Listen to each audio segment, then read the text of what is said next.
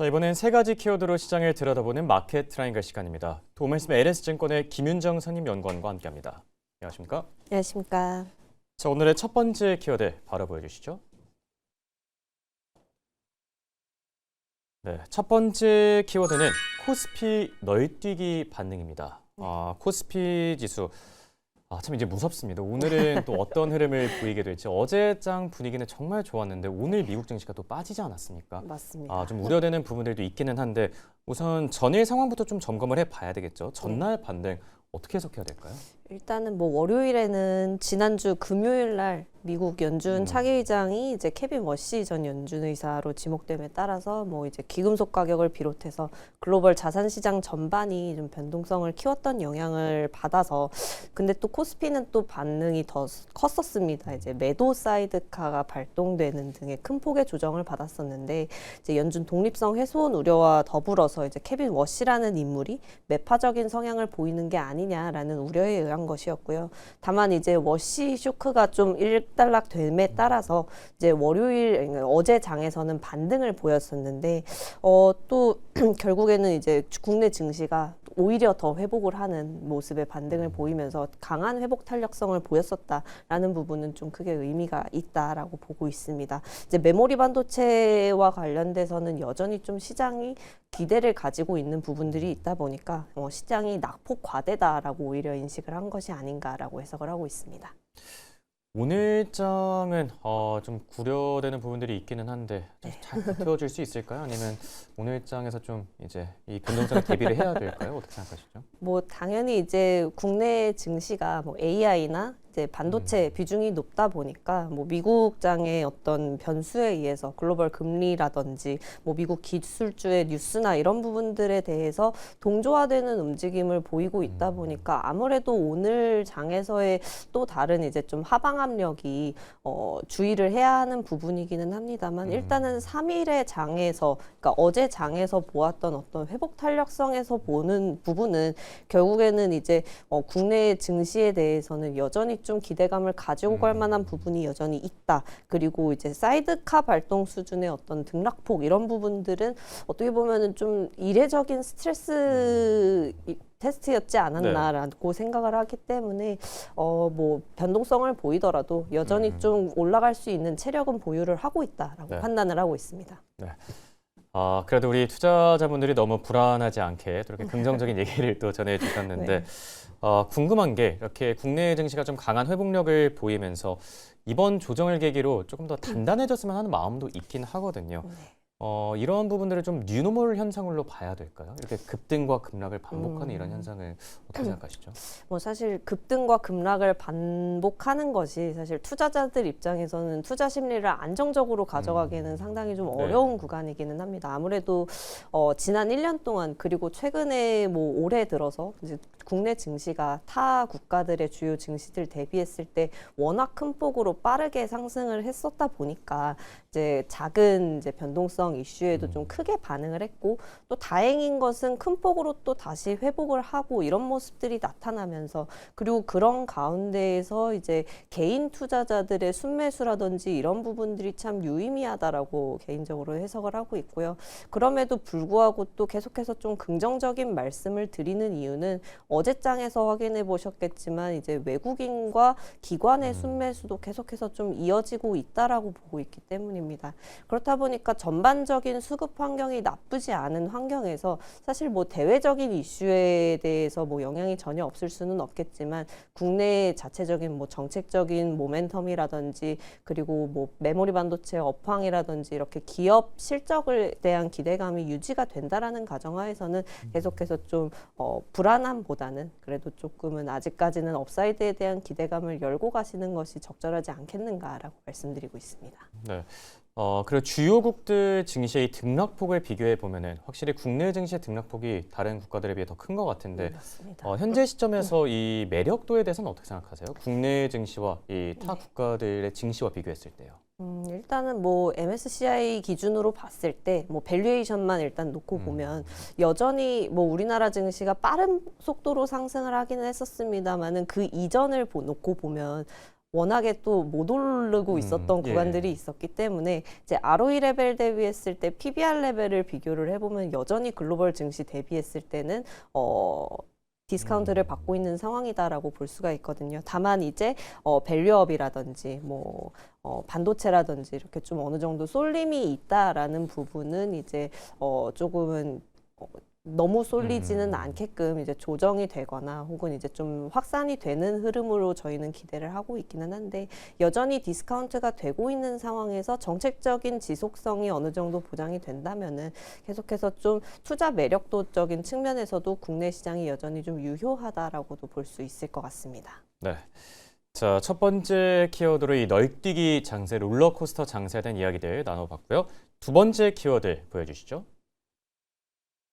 자, 두 번째 키워드는 동학개미 꿈틀입니다. 동학개미 꿈틀. 이게 개인 투자자분들 덕분에 이 어려운 장세, 그러니까 엊그제죠. 어려운 장세 속에서도 그나마 코스피가 좀 버텨준 느낌이 있었는데 동학개미들의 움직임은 어떻게 평가하고 있는지 궁금하거든요. 제2의 뭐 동학개미 랠리가 찾아오는 걸까요? 일단 동학개미 랠리라고 하면은 2020년 그때 이제 팬데믹 이후서부터 이제 개인 투자자들이 국내 증시에 크게 유입이 되면서 랠리를 이끌었던 부분을 이제 동학개미 랠리라고 이야기를 하는데 이번 상황 같은 경우는 뭐 비슷한 부분도 있고 다른 부분도 있고 해서 말씀을 드리자면요. 일단은 지난 2일 장에서 어쨌든 개인 투자자들이 5조 원 이상, 5조 5천억 원 정도 이상의 일간 순매수를 기록을 하면서 이제 사상 최대 일간 순매수를 또 기록을 했다라는 부분들. 그래서 이제 그 당일에 좀 시장 하락분을 어느 정도 흡수하면서 더 이상 하락하는 것을 좀 완충하는 역할을 수행을 했다라고 말씀을 드릴 수가 있을 것 같습니다. 다만 이제 개인들 수급이 쏠린 부분들이 좀 어느 정도는 있었는데요. 이제 삼성전자랑 SK 하이닉스 두 종목에만 3조 8천억 원 정도가 이제 나타났었고, 그리고 인덱스나 이제 반도체 레버리지 ETF 매입 양상도 여전히 좀 나타났었고요. 이런 큰 폭의 하락 구간에서 이제 외국인과 기관 매도 물량을 이제 개인이 받아내는 형태가 나타났었고, 다음 날 이제 큰 폭으로 또 지수가 회복하는 양상이 나타났었다 보니까 이런 부분들이 이제 동학개미 운동의 어떤 기억을 되살김질하는 그런 부분이지 않았겠는가라고 말씀을 드리는 것 같은데, 일단 2020년 당시랑 비교를 해보자면은 일단은 코스피 레벨 자체도 2,000포인트를 뭐 밑도는 수준까지 내려갔었던 상황으로 기억이 됩니다. 그래서 이제 저점 매수부터 시작했던 이제 랠리 초입의 구간이다라는 부분과 이제 현재는 코스피 레벨이 이미 좀 5,000을 넘기고 있는 상황, 그리고 지난 1년 동안의 지수 수익률도 뭐 100%를 상회하는 수준이었다라는 부분이기 때문에 이제 동학개미 랠리의 어떤 출발이냐 이렇게 판단을 하기에는 일단 좀 출발점이 다르다라는 부분을 말씀을 드릴 수가 있고요. 그리고 당시에 2020년 당시에는 이제 개인 자금이 이제 국내 증시에 좀 올인하는 형태였다면 지금 현재는 뭐 미국 증시라든지 이렇게 다양한 해외 증시나 뭐 금 같은 원자재 쪽에도 뭐 다양하게 분산이 되어 있는 형태이기 때문에 이전의 랠리와는 다르게 좀 다변화가 되어 있지 않나라고 판단을 하고 있습니다. 물론 이제 이번 주 조정 후에 회복했던 흐름처럼 이제 개인 수급이 지수 하방을 받쳐주고 있는 구조적인 변화에 대해서는 매우 긍정적으로 판단을 하고 있고요. 이렇게 변동성 요인이 뭐 오늘 같은 경우도 발생할 수 있는데 이렇게 발생할 때마다 이제 개인 매수가 어느 정도의 좀 버퍼를 만들어 준다라는 부분들은 이제 회복 탄력성에 대해서도 계속해서 좀 기대를 가지고 갈 수 있게 만들어주는 부분이기 때문입니다. 다만 이제 좀 개인 레버리지나 이렇게 테마의 쏠림 이런 부분들이 과열되는 것에 대해서는 좀 어느 정도는 주의가 필요하다라고 말씀을 드릴 수가 있겠고요. 그래서 레버리지나 어떤 고위험 ETF 이런 부분에 대해서는 비중 상한을 두시고 운용을 하시는 것을 좀 권장드리고 있습니다. 네. 그리고 이 부분을 좀 질문드리고 싶은데 JP모간이 코스피 목표가를 이제 강사장에서 7,500까지 또 제시를 했죠. 해당 목표가 이 7,500이라는 숫자는 어떻게 보는 게 좋을까요? 일단은 뭐 JP모건 쪽의 분석에서는 이제 코스피의 12개월 이후 목표 지수를 이제 제시를 한 거고요. 기본 시나리오하에서는 6,000포인트, 그리고 강세장 시나리오하에서는 7,500포인트까지 이제 가능하다라면서 이제 추정치를 큰 폭으로 상향을 한 건데, JP모건 측에서 이제 설명하는 지수 추정치 상향의 근거로는 이제 메모리 슈퍼사이클이나 이제 정부 정책에 따른 기업 주주환원 강화랑 뭐 밸류업 그리고 뭐 산업재나 조방원이라고 하죠. 조선 방산 그리고 전력 인프라 뭐 원자재 이런 원자력 이런 부분들까지 실물 섹터가 성장하는 부분들을 이유로 제시를 했습니다. 그리고 아까 말씀드렸듯이 죄송합니다. 예. 밸류에이션 저평가 매력이 여전히 좀 여전하다라는 국가라는 설명이 좀 이어졌고요.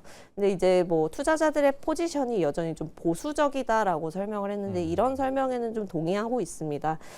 지수가 5,000포인트를 넘긴 상황에서 이제 개인이 좀 사상 최대의 순매수 금액을 달성하고 있고 또 뭐 고객 예탁금이나 신용잔고, 회전율 같은 이제 지표들이 모두 좀 사상 최고치를 기록을 하고 있는 상황인데요.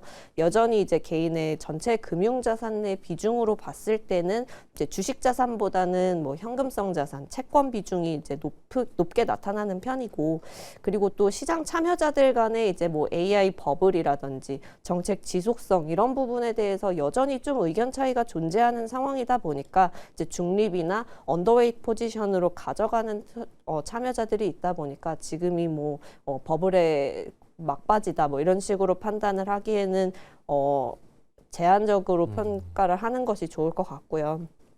그래서 이제 그렇다고 해서 개인이 이제 6,000포인트, 7,500포인트 이렇게를 바라보면서 이제 방향성 트레이딩을 하는 것에 대해서는 조금 경계를 하고 있고 이제 금리나 미국 경기 뭐 관세 이런 부분에서도 노출도가 높은 증시이니만큼 이제 리스크를 좀 감안하면서 이제 글로벌 주식 대비했을 때 국내 증시가 오버웨이트 정도로 이제 포지션을 가져가는 것 정도가 좀 적절하지 않겠는가라고 말씀드릴 수가 있겠고요.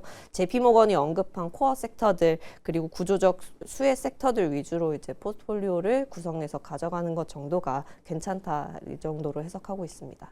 네, 투자 전략에 대한 조언까지 자세하게 들어봤고요. 세 번째 키워드 확인해 보시죠.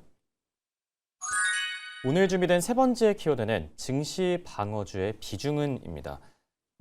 지금 보면은 이 급락장 속에서 은행주들이 상대적으로 좀 안정적인 모습을 보였는데 네. 지금 변동성이 굉장히 커진 시점 아닙니까? 그렇죠. 방어주 비중을 좀 늘리는 게 좋을까요? 어떻게 생각하시죠?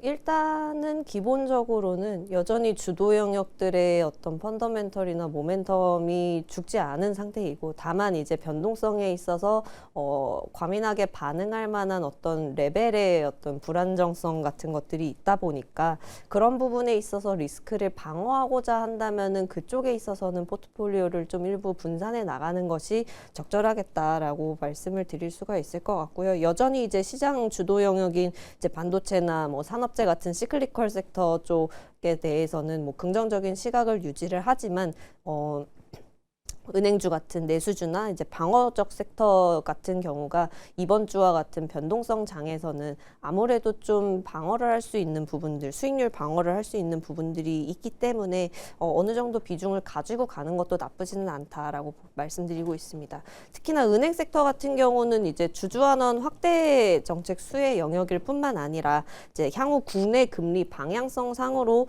이제 NIM 전망 같은 경우도 긍정적이라서 실적 모멘텀도 보유하고 있다라고 말씀을 드릴 수가 있겠고요. 다만 이제 뭐 지금 현재 시점이 방어주로 완전 포트폴리오를 이제 전환하거나 그래야 될 시점으로 보고 있지는 않습니다. 마찬가지로 이제 JP모건이 언급했었던 이제 메모리 반도체나 이제 조방원 같은 이제 장기 성장 산업 그리고 이제 자본 정책에 대한 수혜주로서 이제 금융지주 이런 정도가 이제 여전히 좀 모멘텀을 가지고 갈 수 있는 시장이지 않겠는가라고 말씀드릴 수가 있을 것 같습니다. 네.